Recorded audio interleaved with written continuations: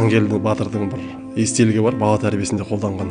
Ол жерде яғни немересі Райымбек батыр бала күнінде былайша айтқанда үлкендерге әуес болған екен, солардың әңгімесін тыңдап, солармен ортақ дастархандас болғанда, әлгі кісі болар баланың кісіменен ісі бар дейді, кісі болмас баланың кісіменен несі бар деп қояды. Түйені тұсаулап келу деген сияқты жұмсаса, бірінші ретінде бармай қалады, екінші ретінде тағы бармай қалады. Баланың әңгімеге ұйығанын соншалық байқайды. Үшінші ретінде барғанда бала жоқ болып кетеді, Райымбек бала күнінде. Сонда қарасаңыз, біраздан соң атасы айтады дейді, мына қазір бала не түйені құртты, не өзін бір жазым қылды ау деп. Сөйтсе шынымен де біраздан соң келген баланы қараса, Райымбек бала күнде сол барып түйенің тірсегін қиып тастаған екен, орнынан қозғалмас үшін.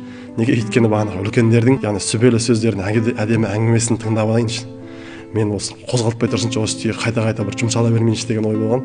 Сонда баланы ең бірінші сындырып алмайыншы деген оймен Хангелді батыр Райымбекке ештеңе демеген дейді да. Яғни баланың болашағын көре білген дейді да сол жерде. Яғни бұдан бір елдің тізгінін ұстайтын азамат болады. Осы жерде менің жоғалтып алмайыншы баланы деп. Қызығушылығын жойып алмайыншы деген екі қағиданы ұстанған дейді. Сондықтан баланың қызығушылығы сосын сындырып алмау деген нәрсе өз алдына.